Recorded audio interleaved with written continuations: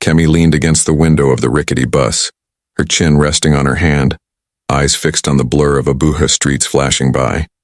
7 months into her NYSC service year, and already she had made a decision that shocked even her. She would not go back to Kogi State when it ended. She had no interest in tucking herself back into her mother's narrow compound, no desire to shrink her ambitions to fit the space poverty had carved out. The city pulsed with possibility. Every horn, every billboard, every face in the crowd seemed to whisper that dreams could grow here if one was stubborn enough to plant them. Her mother didn't see it that way. "Kemi, you have served your country. Come home, I will speak with your uncle. Maybe he can get you into teaching in the village," her mother had pleaded over the phone. But Kemi's heart was restless. She wanted more. She wanted a life where her younger siblings didn't have to drop out of school, just because her mother's small Akara business couldn't stretch far enough. She wanted to stand on her own, to prove that a girl from a forgotten corner of Nigeria could carve out her own destiny. So when the agent showed her a one-room apartment in a dusty but quiet district on the edge of town, she felt her heart leap. The room was small, yes. The ceiling fan squeaked when it turned, yes. The wardrobe smelled faintly of dust and age. But the walls were freshly painted, the tiles uncracked, and the rent was unbelievably within her reach. For 35,000 naira a year, it was a dream compared to the other dingy rooms she had seen. She bargained, her voice trembling with the authority she was only just learning to wear. She paid 30, promised to send the rest within 2 weeks. When the keys pressed into her palm, she almost cried. Moving in with the help of 2 Okada men, Kemi moved her meager belongings into the apartment. A thin mattress, a plastic drawer, a bag of clothes, her battered gas cooker, and a small kerosene lamp. The men grumbled as they hauled things into the room, but she barely noticed. Her heart was swelling. When they left, she sat on the floor in the center of her new room, surrounded by dust and silence, and whispered a prayer. "God, thank you. This is small, but it is mine. I will grow here." She cleaned the floor twice, scrubbed the wardrobe, and folded her clothes neatly. She spread her mattress close to the wall, placed her drawer beside it, and set her gas cooker near the window where the fumes could escape. As night fell, the compound grew eerily still. She had heard the chatter of children earlier, the sound of a generator humming from the neighbor's flat. But by 9 o'clock, the silence was almost total. Only the faint whine of mosquitoes filled the room. Kemi lay on her mattress facing the wall. The air was cooler than she expected, and exhaustion from the day's activities pressed down on her eyelids. Sleep was just beginning to take her when she felt it. A dip on the mattress. Her body stiffened. Slowly her eyes opened. Her heart drummed so loudly she thought it might split her chest. The mattress was sagging beside her as though another body had settled there. She could feel it. The shift, the weight, the coolness of someone lying inches away. She did not move. Could not move. Every nerve screamed at her to leap up, switch on the light, scream for help. But terror held her pinned. Then came the breath. A long, deliberate exhale right by her ear. Her lips quivered. The only word that escaped was a whisper. Jesus. The room was impossibly silent. No crickets. No distant generator. No footsteps outside. Only that invisible weight pressed against her mattress and the ghostly breath at her neck. Kemi lay frozen until dawn painted the window with light. Morning denial. When she finally rose, her limbs ached from lying stiff all night. She looked around the room, half expecting to see footprints or some sign of intrusion. There was nothing. Her mattress was smooth, undisturbed. The door was still locked from the inside. She shook her head. It was just stress. Nothing else. She busied herself with chores, mopping the floor again, boiling water for Gary, playing gospel music from her small Bluetooth speaker. The sunlight spilling in through the window warmed her heart. By noon, the events of the night had begun to feel like a bad dream. Still, when she sat to scroll through her phone for job listings, her eyes flicked often to the mattress.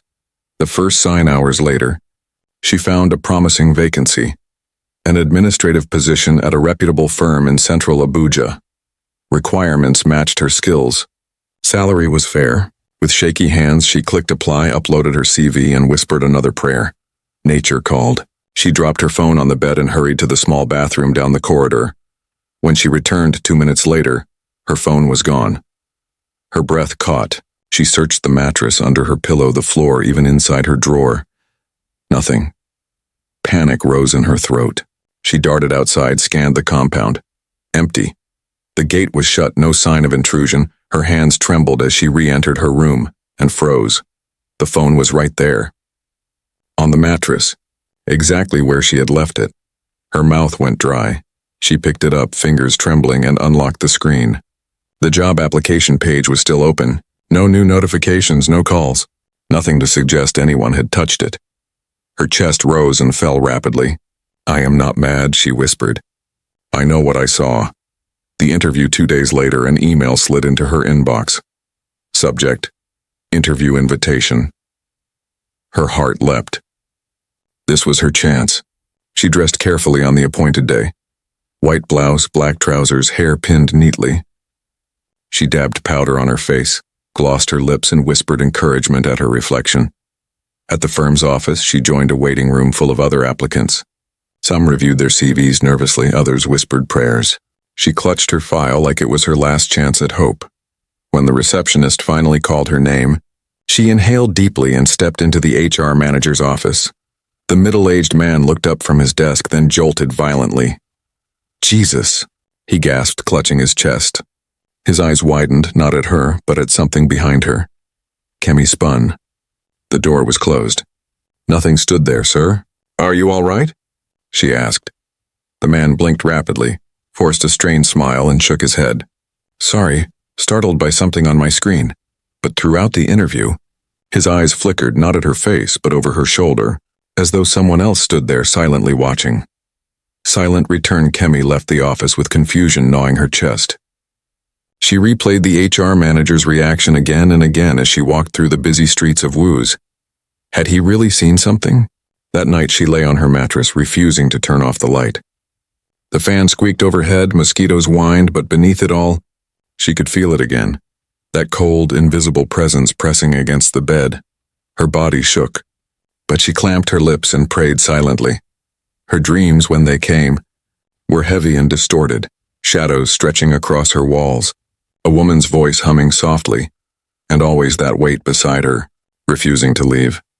Kemi awoke at dawn drenched in sweat. She buried her face in her hands. "If I run now, I will run forever," she whispered. Her voice cracked, but her resolve was firm. She had fought her way here, scraped together the little she had to rent this room. No ghost, no shadow, no whisper in the dark would chase her back into poverty. Abuja was her chance at life, and she would face whatever lived in her room to claim it. The rejection email never came. No phone call either. Days passed after the interview, and silence stretched like an endless rope. Kemi refreshed her inbox every hour, fingers trembling with each click. Nothing. At first she told herself companies in Abuja were slow, that maybe they were still considering her. But deep down, she remembered the way the HR man had stared over her shoulder, eyes wide with something more than mere surprise. The ghost was not just in her room, it was following her. The apartment grows strange at night. Kemi stopped switching off the light. The yellow bulb bathed her small room in weak, comforting glow. Though it did little to ease her, that night she dreamt of laughter. A woman's laughter, high, musical, but twisted by sorrow. She woke gasping, her skin damp with sweat. By morning she found the dip still there. "No," she whispered, voice breaking. "This is not my portion. I will not be chased out." She pulled the mattress upright against the wall and spent the day sitting on her plastic chair, phone in hand, searching desperately for new job postings. The phone incident one afternoon, she boiled water to make noodles and an egg. After eating, she left the dirty plate in the sink, too exhausted to wash it. She wrapped herself in her thin cloth and lay back. At midnight, a sound roused her, soft, girlish giggles echoing faintly from the kitchen. Her heart clutched. She reached for her rechargeable lamp and switched it on. The light revealed nothing but shadows. She forced herself back to sleep, only to wake at dawn to a chilling sight. Her plate, her pot, and even her cutlery were neatly washed, dried, and stacked in the dish rack. Her throat closed. She stumbled to the sink, touching the dishes with trembling hands. They were spotless. She had no memory of washing them. "Who touched this?" she whispered. "Did I sleepwalk?" but something in her chest screamed it wasn't her. The whispering as the days stretched, the haunting deepened. She heard footsteps pacing her small living room at midnight. Once, while showering, she returned to find her towel moved from the chair to her mattress. And one terrifying evening, as she lay with her eyes half closed, she saw it.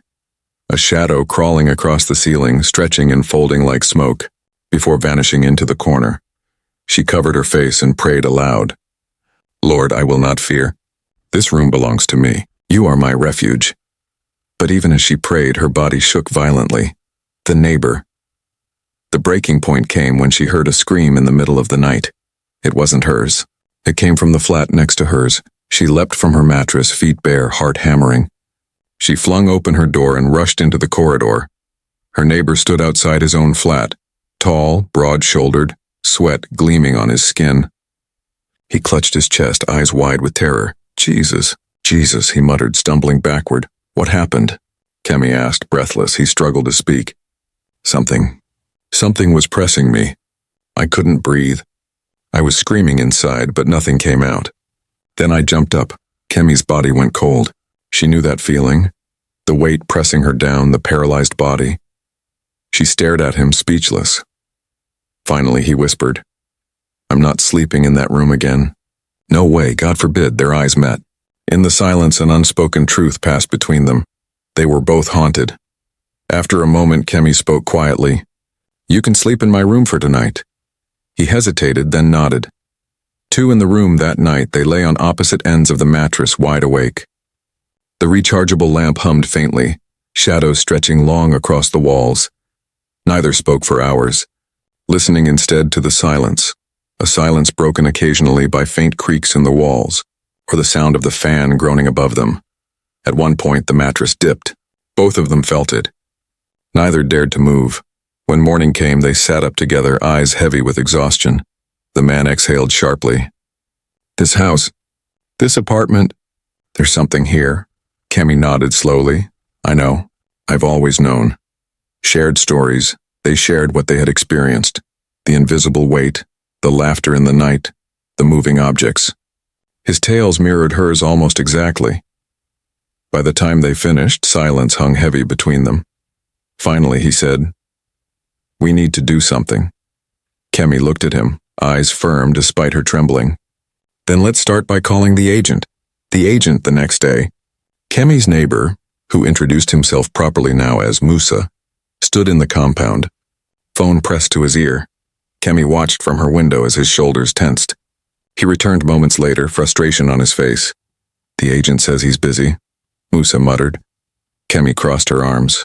He has to see us. We're not backing down, they called again. This time Kemi spoke, her voice steady. Sir, please. We only want to ask a few questions. You don't even have to come here. Just give us a location. Silence. Then a sigh. All right, the agent said at last. Come to Eagle Street, Gwarimpa. Look for Light Cafe. I'll be there. Kemi and Musa exchanged a glance. The answers they sought might finally be within reach. But the ghost, she feared, would not give up its secret so easily. The Light Cafe sat tucked into a quiet corner of Gwarimpa, its peeling yellow sign swaying in the breeze. A ceiling fan buzzed lazily above mismatched tables, while the smell of stale coffee and fried snacks hung heavy in the air. Kemi and Musa entered together, both dressed plainly but carrying the weight of sleepless nights. Their eyes scanned the cafe until they spotted the agent, a wiry man in his late 40s, his shirt neatly tucked in though sweat darkened his armpits. He smiled nervously when they approached. My tenants. Please sit. Kemi's jaw tightened. She didn't bother with pleasantries. Why didn't you tell us something was wrong with that apartment? The man blinked rapidly, his fingers tightening around his glass of malt. Wrong? No. That house is good. People live there, people leave. Musa cut in, his voice sharp. Don't lie to us. Something is in that room. We've both felt it. The agent's smile faltered. His eyes darted around the cafe as though afraid someone might overhear. Finally, he leaned forward, lowering his voice. Young people, sometimes you imagine things. Stress City Wahala. Kemi slammed her palm on the table, startling him. This is not imagination. Every night something lies beside me. It breathes. It moves my things. It laughs. The man flinched, his lips trembling. For a moment he said nothing. Then he sighed heavily, shoulders sagging. "You're not the first," he whispered. The landlord's secret. He told them a story. Haltingly at first, then faster, as though eager to empty his chest. Years ago, before the lodge became a set of rented apartments, it had been a family home. The owner, a wealthy civil servant, lived there with his only daughter. Her name was Amara. She was young, bright, and beautiful, but lonely. When her mother died, the house grew cold. Her father traveled often, leaving her in the care of a distant aunt. One year, while the father was away, Amara fell in love with a man from the neighborhood. They met in secret, whispered under the mango tree by the compound gate. She gave him her heart, her trust, even her body. But when her father returned and discovered their affair, he raged. He accused the man of using Amara, of shaming the family. The man fled. Amara never saw him again. Days later, neighbors said they heard her weeping at night. Then, silence. One morning, her aunt found her lifeless in her room. On the same side of the mattress Kemi now slept. No one knew if she had taken her own life or if something darker had occurred. Her father refused to speak of it. Within a year, he moved away, abandoning the house. Years later, the agent began renting it out. And one by one, tenants fled, some after weeks, some after months. No one lasted long. The weight of truth. Kemi and Musa sat frozen as the agent's words settled like ash. "So you knew," Musa said slowly, his fists clenched. "You knew and still collected our money." The agent's eyes darted. "Times are hard. People want cheap rent. I tell them, if you can endure, stay. If not, leave. That is all." Kemi's voice was quiet but sharp as glass. "She's not resting. She's still there." The agent looked away. "That's not my business. I've told you what I know. The rest is between you and whatever you believe." He rose quickly, muttered an excuse, and left them sitting in stunned silence. The haunting deepens that night. Back in the lodge, the air was thicker than usual. Kemi and Musa sat in her room, the rechargeable lamp casting weak light against the walls. "She was just like me," Kemi whispered, "young with dreams. And she died in that room?" Musa nodded grimly. "And now she wants company." The mattress dipped suddenly beside them. Kemi gasped, clutching Musa's arm. A chill washed over the room. Then, a soft giggle. Feminine, close. The lamp flickered violently, then went out. Darkness swallowed them. Kemi clutched her wrapper, her voice trembling. "Amara, what do you want from us?" For a moment, silence. Then faintly a whisper near her ear. "Don't leave me." Her heart twisted. This was no random haunting. This was a soul bound by grief. Bruises and shadows. The following mornings brought fresh terror. Kemi woke one day with bruises on her arm, finger-shaped marks that hadn't been there the night before. She stared at them in horror, rubbing her skin as if to erase them. Another night she caught her reflection in the cracked mirror by her wardrobe. She had only glanced, but the face that looked back smiled when she did not. She screamed, hurling the mirror to the floor. Musa rushed in, breathless. She pointed at the shards, trembling. "It wasn't me. It wasn't me." Musa placed a steadying hand on her shoulder. "We can't keep living like this." His eyes burned with determination. "We have to end it. Find a way to free her." The elders' council desperation drove them to a local elder, a man known in the district for wisdom in matters unseen. His compound smelled of herbs, smoke, and old wood. He listened quietly as they poured out their story. When they finished, he sat back, stroking his gray beard. "Not every spirit is wicked," he said at last. "Some are only bound. This girl, her pain has tied her to the place of her death. Until she is acknowledged, she will not leave." Kemi swallowed hard. "What must we do?" The elder's eyes softened as he looked at her. "You must give her what she was denied, remembrance. Speak to her. Tell her she is seen. Pray for her release. And if her spirit accepts, she will go." Musa frowned. "And if she doesn't?" The elder's gaze darkened. "Then you must leave, for she will not." A choice as they walked back to the lodge. Kemi's mind churned. Could she really speak to a ghost? Could she stand face to face with the presence that had tormented her for weeks? But deep inside, she felt something more than fear. A strange pull, a compassion that mingled with terror. Amara had been young, hopeful, just like her. Maybe all she wanted was to be remembered. Kemi clenched her fists. She would not run. Not yet. The ritual the elder agreed to help. On a moonless night, he arrived at the lodge with a small calabash filled with herbs, palm oil, and a piece of white cloth. The neighbors whispered when they saw him, but none dared interfere. Everyone had heard stories of strange things in the compound. Inside Kemi's room, the elder placed the calabash in the center of the floor. He sprinkled the herbs, lit a small candle, and began chanting in a low, rhythmic tone that made the air vibrate. Musa stood near the door, holding a Bible. Kemi knelt by the mattress, hands clasped tightly. "Call her name," the elder instructed. Kemi's throat went dry. "Amara," she whispered. The candle flame bent sideways as if caught in an invisible wind. The mattress dipped. Her heart hammered, but she forced her voice louder. "Amara, I know you're here." The room chilled instantly. Her breath puffed white in the air, then a voice, soft, broken, female. "Don't leave me." Kemi's lips trembled. Tears welled in her eyes. "I won't leave you forgotten. I see you. I know your pain. You are remembered, Amara." The elder's chant grew stronger, his voice rising above the hum of the fan that had suddenly come alive though the power was out. "Tell her to go," he urged. Kemi clenched her fists, summoning courage from the very depths of her soul. "Amara, you don't belong here anymore. You are not alone. You are free. Go and rest." The last struggle. The room erupted, the lamp flickered violently. The wardrobe doors banged open and shut. The mirror shards on the floor rattled. The mattress sank as though two unseen hands pressed down on it. Kemi cried out but held her ground. Musa shouted scriptures, his voice shaking. "The light shines in the darkness, and the darkness has not overcome it." The elder flung palm oil onto the floor, chanting louder. And then in the chaos, Kemi felt it, a cold hand brush against hers. Delicate, fragile, desperate. She whispered through tears, "You are loved, Amara, go home." The hand lingered a moment, then slipped away. The candle flame shot tall, then died. Silence. For the first time since she moved in, the air was warm. The mattress was still. The shadows receded. Amara was gone.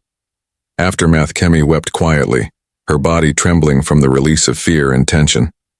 Musa knelt beside her, placing a steadying hand on her shoulder.